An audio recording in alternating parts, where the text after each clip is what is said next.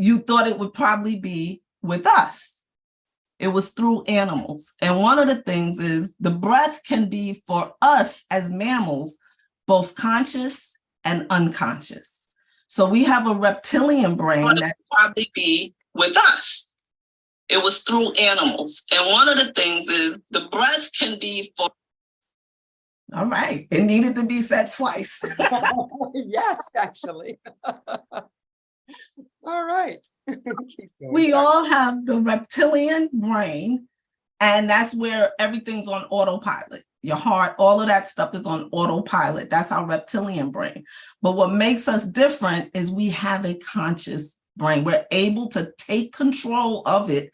And now with our conscious thought, now make it what we need it to be. And that's what makes us different from any other animals. We're able to now control the breath.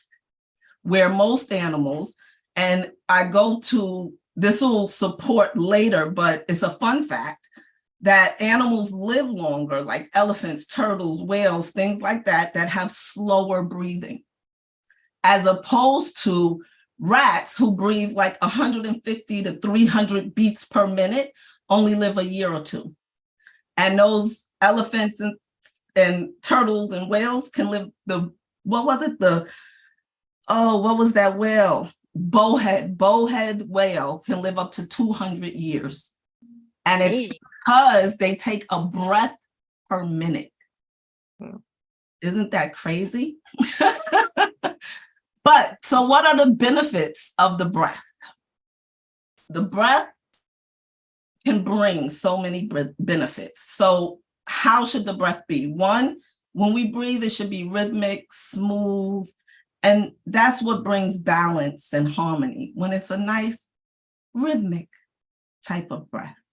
And when you have that, it increases longevity, improves your longevity, increase productivity, relax you, relieves anxiety. Even it promotes and benefits the bacteria that's in our guts by taking control of that breath. So like I said, the breath should be silent, smooth, rhythmic, through the nose, and diaphragmic.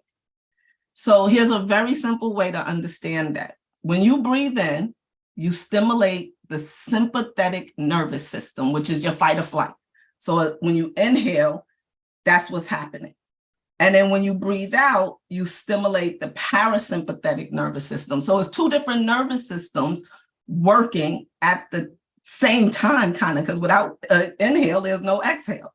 So what the breath going in and out is actually doing is bringing balance to your nervous systems. So you can't have the parasympathetic without your autonomic sympathetic. So for both of them, they're now coming into harmony and balance. So it's your breath doing that in and out motion that's actually bringing you into balance. And it's science. It's not anything else. And then when you think of science, we don't like to think of the spiritual realm of science, but it's the same thing as our dear Carol would say, the duality of life. So going in and out as that breath is a very precious state of being able to just flow with life. So how do you know if you're flowing with life? How is your breath? Have you noticed actually that like when you're afraid of something, we tend to like hold it in, right? Exactly. Hear us. That tends to be the automatic reaction. And when we're holding our breath, precisely that doesn't allow the flow back to balance. Yeah. I find that when I get tensed or stressed, I'll catch myself holding my breath a little longer. And that's when I realize, okay, no, time to release. And I noticed the same when I work out. Like I had trainers and they was like, breathe. Because I'm holding my breath. There's actually a thing called email apnea, because we're at the reaction of email is coming at us. And a lot of times there's stress with that. It's more things adding on to our to-do list, and people find themselves holding their breath. And there's other times too, you know, I catch myself on occasion holding my breath throughout the day. But I think I wanted to point out something that you said, because I really want to emphasize how important it is that you said the breath comes through the nose. They find there's been scientific studies that show that most people by default start breathing from the mouth. And when you do, it's lots of short, little, shallow breaths. And just like Joanna, as you were saying, I really just want it, because this is the heart of what it is breathing that in, so that when we breathe through the nose, it comes all the way down the airways down into the lungs to the diaphragm. The diaphragm is right next to that vagus nerve. The vagus nerve is signaling to the brain. There's more signals going to the brain to say, are we, do we need to run, or is everything chill and we can, relax and digest and heal? So important to allow that breath. And it's so cool, breath work, like you said, it can be done anywhere. So practicing it throughout the day, catching yourself. Are you breathing shallowly? Finding ways throughout the day to practice it. So if you are at a red light, or are you waiting for the coffee to percolate, take a moment and take an extra breath, and just, how deep is it? How deep are you breathing in the fullness of life? And that's exactly what it is, because when we stop our breath, we're not bringing in the fullness of it all. And a lot of times why we actually are trained to stop our breath is from that very gut punch that I talked about in the beginning, which is you fall or you get hit in the stomach as a child, and everyone's experienced it sometime or another, where you've gotten hit. And from that point on, our breath never flows all the way. It's like we protect it from going all the way down again. So to train yourself to properly breathe is really what you're doing. You have to practice the proper breath. Believe it or not. And even when you're breathing with every inhale, as the stomach should rise, the best way to watch is a baby when they're breathing and the stomach rising and falling. That's how we should be breathing. So when Kathy's saying that the breath needs to go all the way down, it's so that you should feel your stomach expand with the breath going completely down to the diaphragm. They say that sitting's like the next, cigarette smoking. And part of that is because of the crunch that we get on the diaphragm when we're sitting. It doesn't allow for that full, expansion of the lower part of that lung. And just to get up on occasion to allow a few deeper breaths. It only takes a couple. That's the cool part, That is it. And you shared something that I love, Kathy, in terms of the vagus nerve, when we take that deep breath and that's being activated. So one of the breaths that I happen to love to use, particularly before meditation, is a deep inhale through the nose and an exhale as a soft blowing like a candle. Mm. And you ladies know we do this because it actually helps us focus and center in that diaphragm process. It soothes our nerves. And so it actually activates the prefrontal cortex, and it tells our bodies we can be relaxed and we can make clearer decisions. And so for those deep inhales, just through the nose, and exhale as if you were blowing out candles, nice and slow and long, with the pursed lips, has been shown to create that soothing, calming sensation in our bodies that actually help us reframe and refocus, so that in a fight or flight situation, that's exactly what I've taught my son since he was a baby. Okay, whenever you're in panic or whenever you don't know how to handle a situation, this is how you breathe. And it actually soothes us. It calms us down. It allows us to come back into that, brain manager of the prefrontal cortex that will help us create clearer decisions. It's very powerful the way this science works. It really is. And because you went here, I'll go here now, but through the nose, when we're breathing through the nose, it's actually nitric oxide. And it's like our magical gas that really turns us on. So think of nose, nitric oxide. That's why it's better to breathe through the nose than through the mouth. So when you inhale, it should always be through the nose, and you activate the nitric oxide, which helps the oxygen go where it needs to go. It's also a powerful antioxidant, antiviral, antibacterial, antimicrobial, anti-inflammatory, bronchodilator. So people with asthma, it relieves those symptoms. And I said an anti-inflammatory. So the best way to activate nitric oxide is humming. So just humming. So that's why we get, you're actually activating the nitric oxide in your body that we produce on demand, that they were selling during COVID to help clear that viral.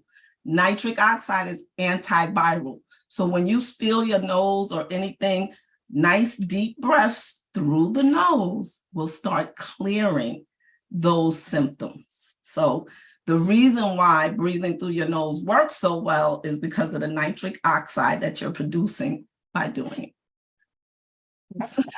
The yogi said that the breath is all you need to heal. Like you said, so many of the things, pills that are being peddled oftentimes are covering symptoms that actually we can address by simple lifestyle, but the breath being pretty foundational to so much on all levels. We talked about body, mind, and spirit, all levels of that. You talked about pain, and I love the, when you're giving birth, it's like, no, breathe.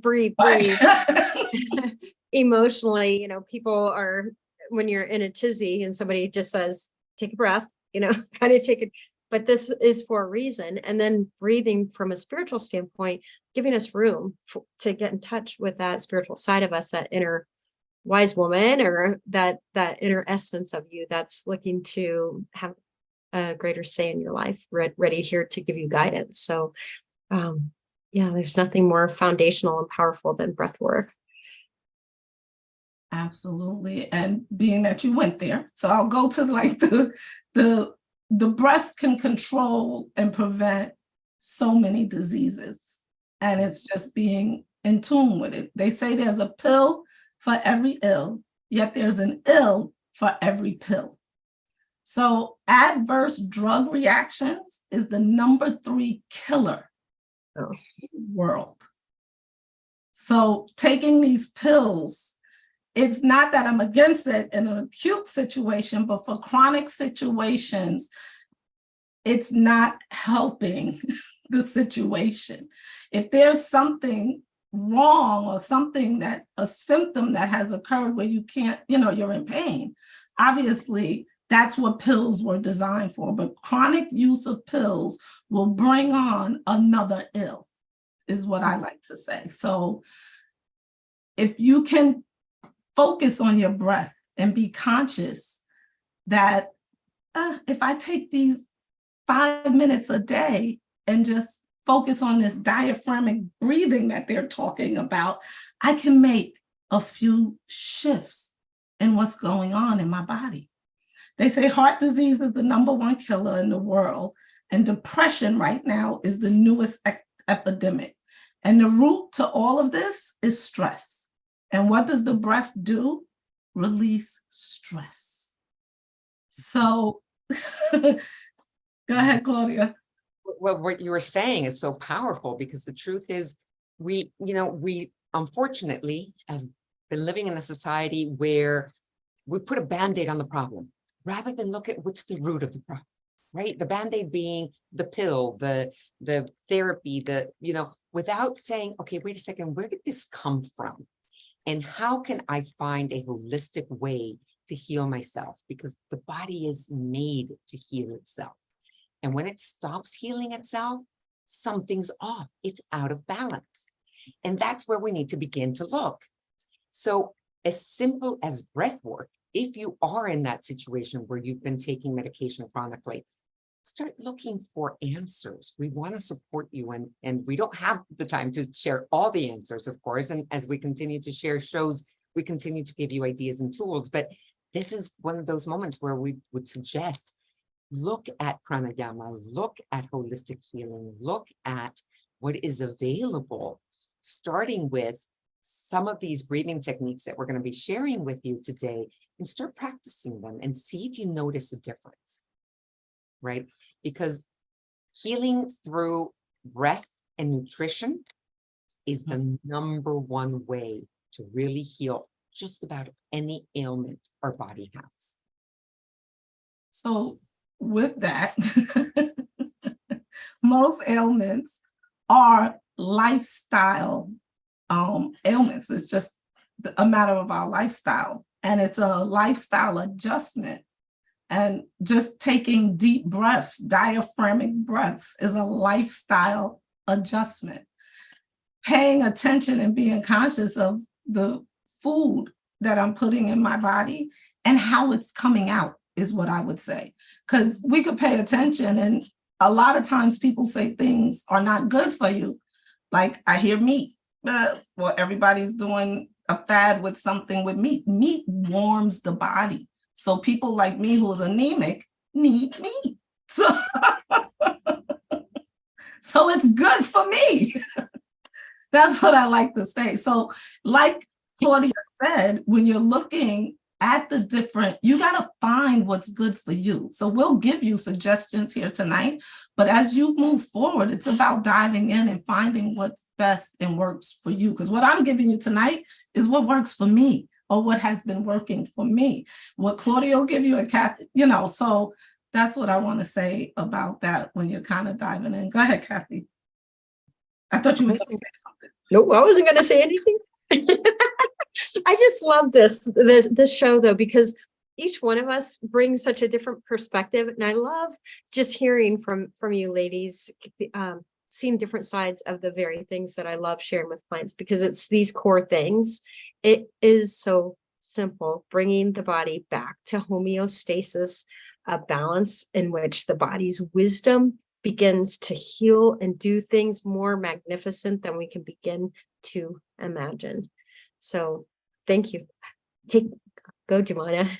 You're a little something, because to me, what you just said, it gives me the goosebumps, Kathy. It's like as vast as this background, right? The infinity of stars.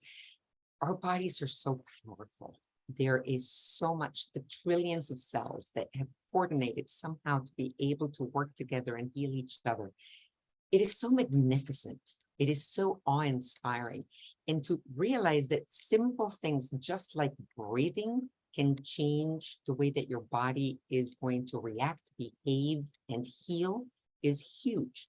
I saw recently a video from Deepak Chopra that baffled me, and I thought it was fascinating. It was way at the beginning. I've been following his work since like 35 years ago in New York. And he talks about how they did these tests where they were able to prove that cholesterol was not the problem. Yeah. The mind frame of the person eating something with cholesterol would, the same amount of cholesterol would work in one body one way and in another body another way. Why is that? And that's the power of mindset, but it's also the power of our own chemistry. As Joanna was saying, we get to figure out. There's another theory, for example, blood type eating. Blood type O's are supposed to be the oldest, kind of longest standing, Neanderthals kind of. And I tend to be one of those who likes to, eat a brontosaurus. And so meat. Oh, is that how it goes? Meat was a primary thing for me. And if I did not eat a certain amount of meat, I did not feel healthy. So again, there are new discoveries every day, and there are certain fads, but by the same token, there's understanding and trusting your body. And sometimes what we crave is not necessarily the healthiest thing for us. It could also be a gut imbalance. It's kind of asking us to feed the little bad bacteria that are dying to, like the candida and things like that. So there's a deep perception and awareness that we invite you all to start looking and feeling for yourself how a meal sits with you, how these breathing exercises make you feel. And you won't know it when you practice them once, but how about you practice them 20 times during the day, every time you get up to go to the restroom or to have a glass of water and get off from your computer? What's that feel like at the end of it? Joanna, I've got a question for you. So I think, like you said, Claudia, also that our body is to me, it's like our co-pilot. So I can tell when something's off with my body. It's a symptom. The word symptom means signal. It's signaling that something in my life is out of whack. And a lot of times it's a mindset. So how do you advise folks that seem to be at battle with their bodies? Because a lot of women in particular, like 80% of women in a typical day, have some very negative and damaging perspectives about their bodies. And people, it always strikes me when people talk about immune disorders as the body attacking itself. And I'm like, it just strikes me as all kinds of wrong. And that's exactly what a autoimmune disease is the cells are now turning on themselves, and they're not obviously doing what they were designed to do, but it's really the body attacking itself. And the best thing anyone can do that is going through a place, and like you said, we all go there where I don't like my body, I don't like this. And honestly, I went through coaching for this, where they actually have you stand in a mirror naked for like 5 minutes every day and not talk about your body or not even think of a negative thing about your body. And that was the hardest 5 minutes of my life, I gotta say. It really was, because you sit there and you're going, I could fix this and I would love to. That's your first impression of yourself, is always fixing. So what I'd like to tell people is be your own BFF. So you have to believe in yourself. So that's where it starts, because if you don't really believe in yourself, then it's really hard to know that you even deserve better, or that you deserve to operate at a higher frequency than complaining and judgment and those frequencies. So the first thing I would always say is believe in yourself. The second thing is forgive yourself. So a lot of times we hold blame and we judge ourselves. So that's why I say you got to be your own BFF, because you got to believe in yourself. You got to forgive yourself. This is where you start.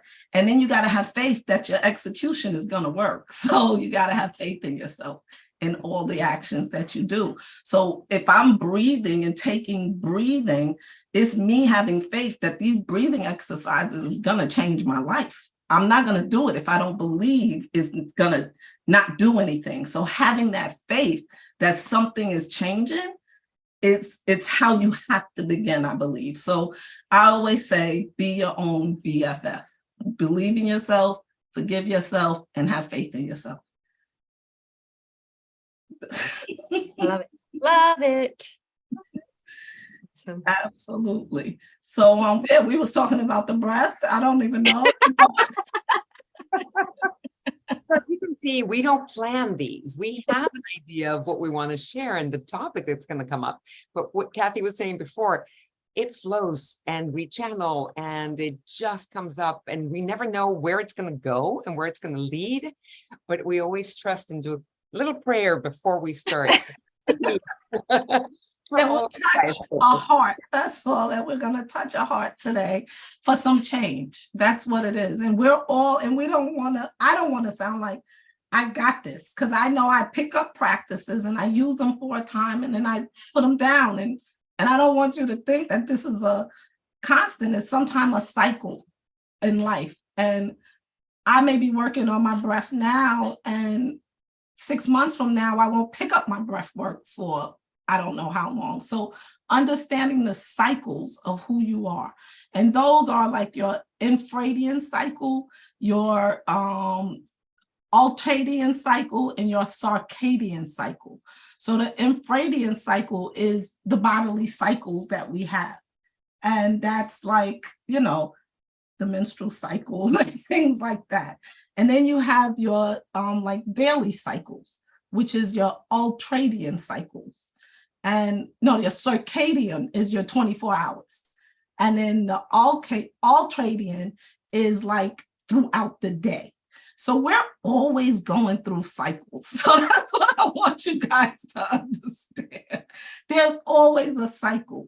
And learning to not judge yourself through those cycles is like the biggest part of self-mastery, is not judging yourself as you're moving through those cycles in life. So that was something I had to grow from, because I would say I'll pick up this work and I'll do it.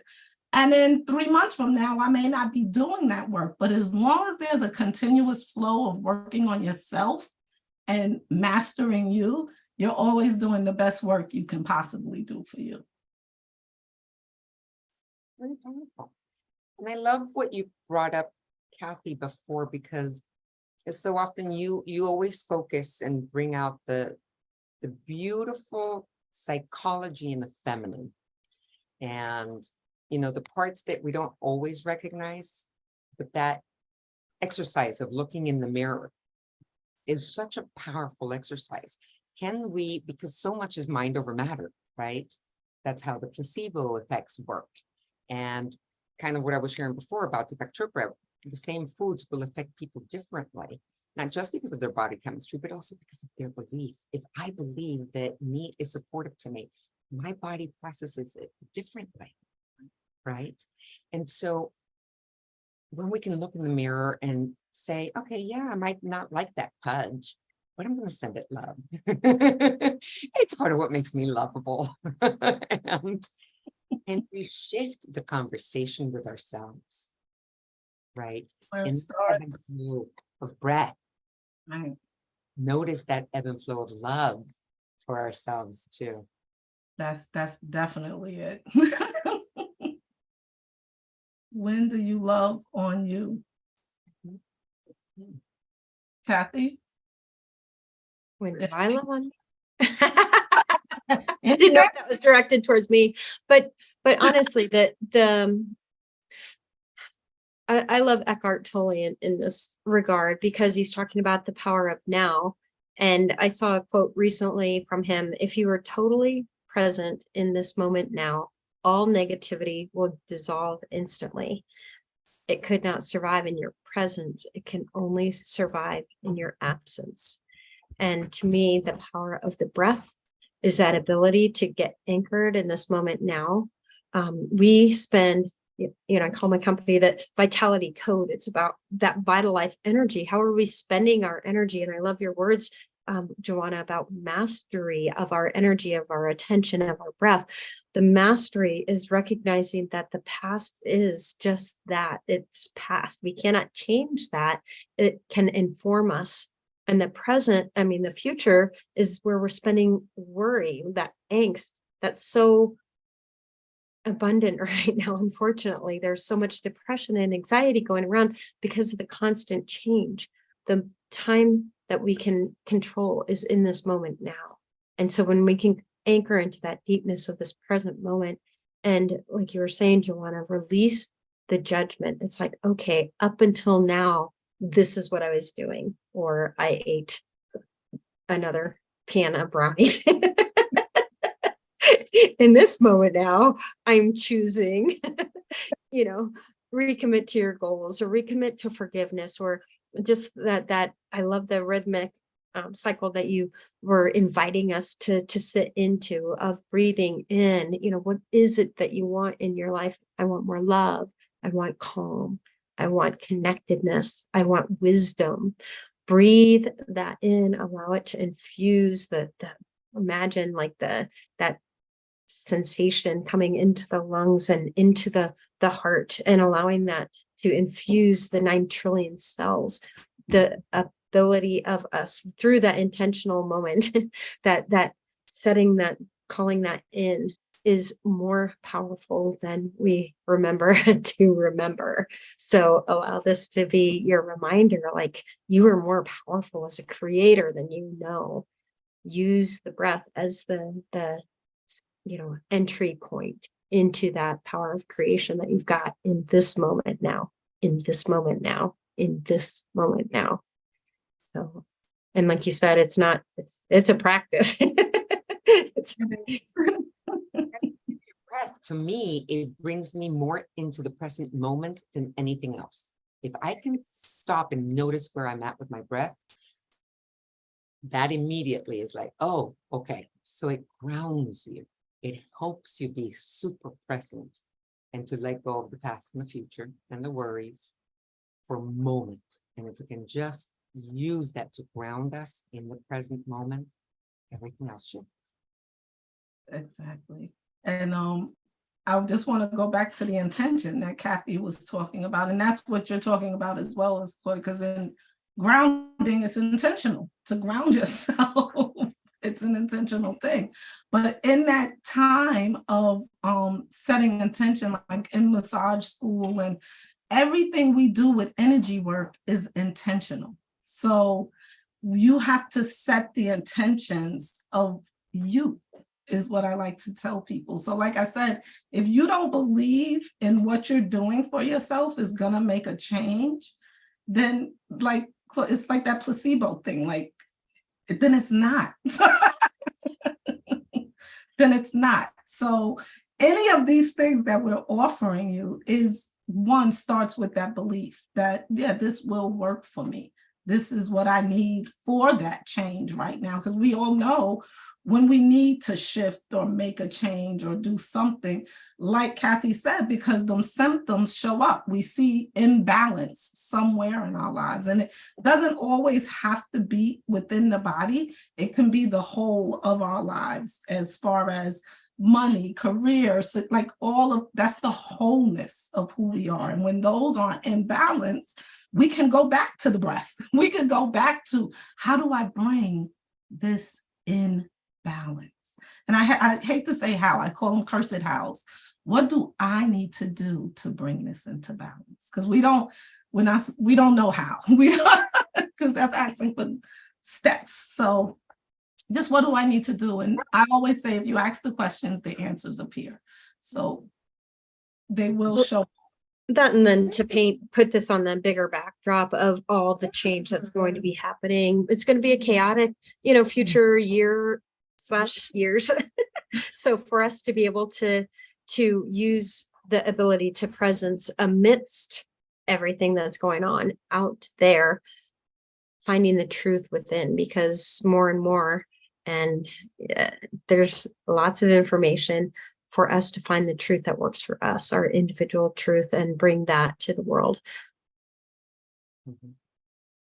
Exactly. So I just want to give a little bit more science. And you would think I didn't love science, but anyways, there's different types of breathing. So we kind of went into the nitric oxide, which is our nasal breathing and why that's beneficial. But what is not so beneficial for the body? And that's heavy mouth breathing. So when you have that deep, heavy breathing, we get less oxygen into the body. And the mouth breathing actually shuts off the blood supply to our brain. So when you hear people that's doing a lot of mouth breathing, there's a lot going on. And then it's almost like hyperventilating, if you want to think about it. That's what's really happening. And that's too much CO2 at one time. Again, this is all a balancing act. It's like what I like to tell my clients. We're just balancing out everything. So the breath brings balance right away. So nasal breathing is the best breathing you can do for yourself. And we already touched with the nitric oxide, why it's so good for the body, because you're activating that. So with the simple breath, we talked about controlling different types of diseases in the body. And what we've been kind of told is that CO2 is not really good for us. So it's a myth. It's a myth, because CO2 is good for the body. It helps us get more focused and related and calm, more focus related, sorry. And it plays the role for producing energy in our cells. So Oh, too. I never thought of that. That's crazy. I thought it would have been oxygen. Amazing. Never so heard. CO2 Glad you came. CO2 actually tells or signals where to drop the oxygen off at, is what's happening. So without CO2, our body doesn't even know how to disperse the oxygen. So CO2 is very important for the body. And so when you slow down your breath, you actually produce more CO2, and it's more optimal energy for the body. So that's why they say it should be in a slow, rhythmic flow. So the slower the breath, actually, you are, the healthier you are. So that's a little, what do they call that? I don't know. I like your fun fact earlier. So that's what takes me back to the fun fact of long longevity with life, because that bonehead whale, 200 years, they take a breath every minute. So the slower we breathe is actually better for us. Yeah. And I heard that the optimal, everybody's going to be different, but optimal is about 3.5 to 6 breaths a minute, which sounds like just a little. So play with that and see, take a timer out. How many breaths are you taking, and seeing how that is, because the other functions in our body will follow that pace. So it will impact your heart rate and everything else that's happening. Exactly. So powerful. Kathy. One of the things that I'd love to jump in for a moment and invite people to consider trying is what Kathy just said, kind of take a timer and see how many a minute you're going through. But also, we've all heard about the amazing advantages of meditation. And sometimes people don't know how to meditate. And it can be as simple as just counting your breath. Breathing in and observing your lungs expanding and your heartbeat, and breathing out. And if you can focus your attention just on your breath for 5 to 10 minutes a day, and use that as your meditation, everything else in your body starts to heal. Good. It actually increases your IQ. They have scientifically proven that your cells start to heal, that you can start connecting with other people, other information. It's pretty magical what it does. So that is just one of the suggestions of how to use your breath. Meditation and your breath is almost like the intention of that breath when you're going in and just clearing that energy to just focus on the beauty of who you are, because our breath is really what takes us back to the beauty. We can be both conscious and unconscious of it. How more beautiful is that? That's a powerful place to be. And a lot of times we don't even associate that part of it. But to have that much control over you is what I like to tell people. So we're almost finishing. So I just want to talk about tonight the Soma breathing. So Soma breathing is science of magnetic attraction. That's what Soma stands for. And it's a rhythmic breathing, bringing harmony and balance to the inner world, creating bliss on command, which takes the wisdom of pranayama, a pharmacy of breathing techniques customized to your needs, and it's used for ailments like your stuffy nose, your headaches, your body pains, things like that. So if you want to unblock your nose, lower your blood pressure, get more sleep, relieve anxiety, there's a gamut of, but there's an actual breathing technique for each one. Tonight, I'm only going to give you the basic of what the Soma breathing is about. So, and that's your breath hold time. So how do you increase is through your breath hold time. So breath hold time. Why do you need this? Why? So all throughout, I'm talking about slowing down the breath. So they say the longer you could hold your breath, the healthier you are. So 20 seconds is like and less is the minimum, I would say, 40 seconds. And I would say from 20 to 40 is you're doing good. From 40 to 60, you're like at optimal health. So that's how you gauge your health on how long you can hold your breath. So now how do they gauge this? It's usually first thing in the morning in the AM on an empty stomach. And you wake up and with your inhale, you take a nasal diaphragmic inhale. And you want to go all the way down. And with your exhale through the mouth, when you're almost at the end, you'll hold your breath. And you'll hold with your timer. You don't forget your timer. I usually use my phone for my stopwatch. And with that timer, you'll see. So I put this work down and I picked it back up since I knew I was teaching this. And I was back at 21 seconds. And I was like, oh my goodness, I got to really. So I've seen the progress and I've seen the decrease as well. And there's also, okay, go ahead. No, just to confirm, you actually time it once you've exhaled completely. You start once you exhale. Right. So that's when the timing starts. We're going to do one complete cycle before we leave. But that's when you start, right? So when you're finish the exhale. So what's happening in this breath hold time is the body gets oxygen to where it needs to go. And what you're doing is creating intermittent hypoxia.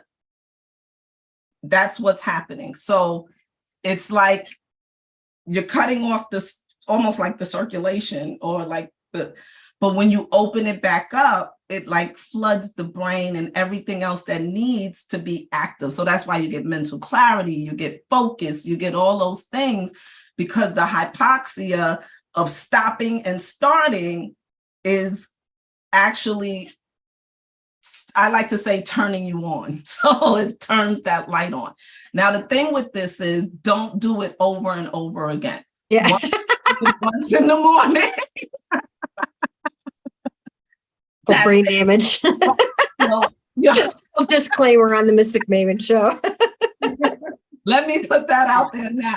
So your first one in the morning is the only one you gauge, is the first one in the morning. And then you can grow, obviously, but you can practice throughout the day. But it is not suggested to do them back to back. So you can do it in the morning. Like I said, AM on an empty stomach is best. So what affects your breath hold time? How did you sleep the night before? Were you drinking alcohol? Did you have, did you sleep? Did you, like there's factors that can actually affect your breath hold time. So with that, you have to know where you are when you're gauging yourself, is what I'll say. And no judgment, just know, okay, next time I want to try to go a little further. One of the other exercises they do to strengthen it, I will tell you, is just bring in a little air, release, and go right back into it. Don't take in a full breath. Just bring in a little air and then go right back into it. And that helps build your whole time. So if you want to train yourself a little more, that's just a little tip too. But yeah, so we can just do one. We're not going to do one. Actually, we have Karen live who wanted to ask you a question. And I promised as soon as this section was done that we'd ask. So she wanted to know, what would you recommend is the best breath to use for walking meditation? For walking meditation. So, okay. So it depends on what you're meditating on when you're walking. So that's kind of, for me to tell you just a walking. So now with Soma, we have a walking meditation where you're actually holding every 10 steps and you're releasing. But when you're doing a walking meditation, depending on what your intentions are, is how I can give you a divine prescription for that. Because that's what that is a divine prescription, because you're doing you're doing divine work when you're doing a meditation. So to do a walking meditation, I mean, the best breath work you can ever do is just diaphragmic, just as slow and making sure it goes all the way down as you're walking. That's the basic of what you can do, but it depends too on the mental, on what kind of breath work we would actually be doing. So are you familiar with the Ujjayi breathing from yoga, from the yoga practice? Ujjayi breathing? oh, I've heard of it, yes. Okay, so that might be another great practice for a walking meditation. The Ujjayi breathing, for those of you not familiar with it, is basically, imagine that you're kind of holding your throat as if you were not quite sighing, but doing a, right? And we want to do that inhaling and exhaling. But we want to do that through our nose with our mouth closed. Wait a minute. Let's do that again. So you're sighing with no noise. So you're sighing, you're going to make the noise, but you're doing it through your nose. What you're doing is you're holding your throat a little tighter, as if you were, imagine kind of a wind tunnel, right? The wind coming through a little canyon. So you're tightening the throat a tiny bit and you're sighing. I don't know if you can hear it. I don't hear anything. Yeah, it might be a little too hard to actually have you hear it without a mic. But the idea, the intention is, notice that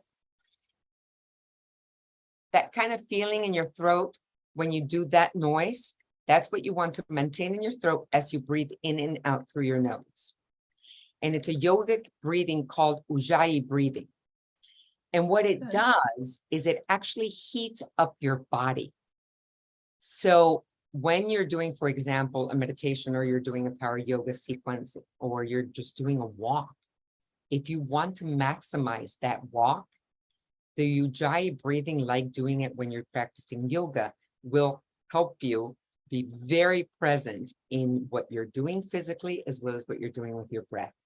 And it will empower your walk or your cardiovascular workout. So Ujjayi breathing would also be a great recommendation, aside from what Joanna, of course, shared. And I also, the most simplest thing too is humming.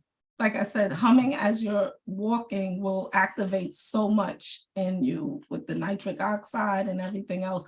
And the humming is the vibration as well that'll be going through you as you're walking. So humming is actually very good for as you're walking. And you'll also be building that kind of breath hold time with that, with the humming, believe it or not, because to hold a hum, it takes some time. Yeah. I would say, like you kind of teed up, Joanna, at the beginning of your walk, just becoming aware of the breath and how many steps you take at the beginning, and with the intention of lengthening and deepening the breath, sensing into the deeper diaphragm. I like the baby breathing. Just imagine that baby breath down here, and then at the end of your walk, see how many steps you're up to by the end of the walk. That's excellent. So And we do I want to see this Doma breath. Yeah, we're gonna do this quick demonstration, and it's a minute. We probably won't make it to a minute, everybody. I'll But pass out. Should I say goodbye now? and then you'll know like where you are. But the best time to gauge it again is in the morning, and do not do it back to back. So once we do this once, that's really enough. And then, as long as I don't pass out, you'll be hearing from Kathy. Okay, so, oh no, you guys can't see my phone. Oh, there we go, there we go. I gotta get it where you can see it. Stay there. All right, so. All right, we're just gonna take the breath in. Now, kind of get ready for it is what I'll say. So, start, paying attention to your breath first is what I'll say. Because sometimes when you go, It should be, oh, there you go. Yeah. Right in front of you, it tends to work. Oh, yeah, there we go. There we go. So you keep focusing on what you're doing and I'll do the timer for you. Okay, thank you. Excellent. So taking notice of your breath first, because sometimes we don't even realize that we are breathing and we're not breathing diaphragmic or rhythmic or anything like that. So one, take notice of the breath. I always like to close my eyes when I do stuff like this, and that's just me. I don't know, but it's not necessary, I will say. So as you're breathing in, right? So let's just grab notice then. So as you breathe in and out, start now. Hold.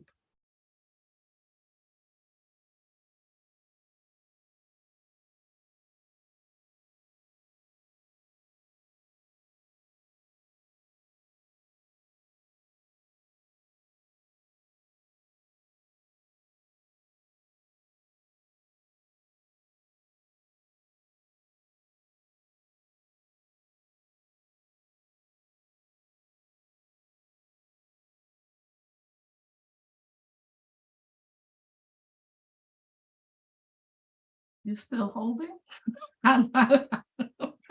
Excellent.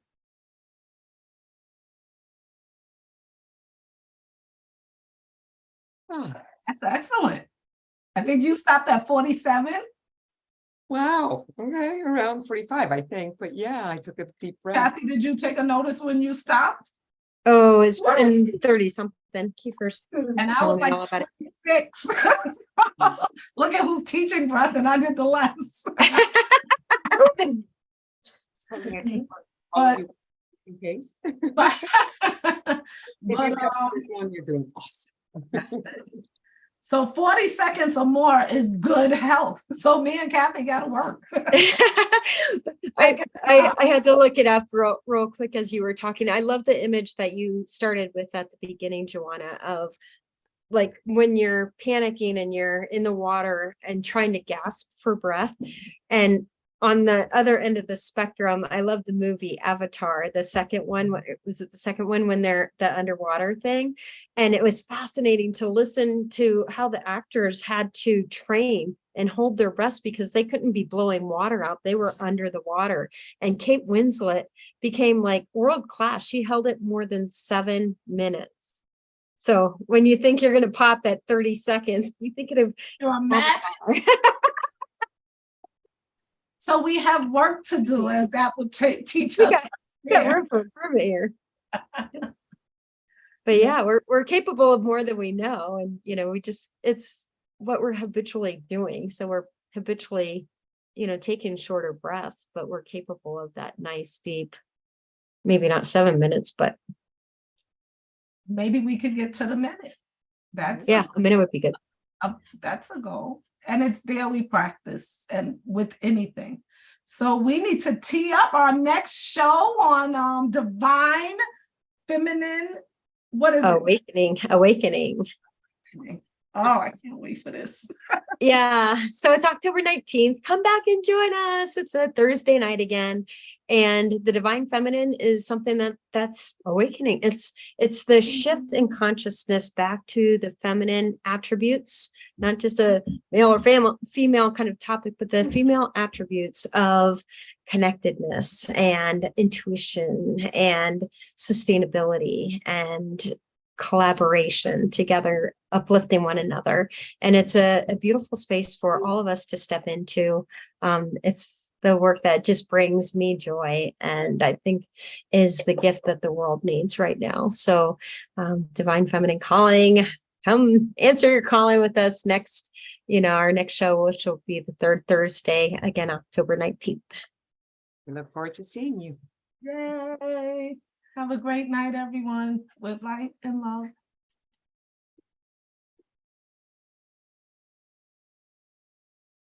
I'm not sure how to stop streaming. I think. Let's see. Here we go.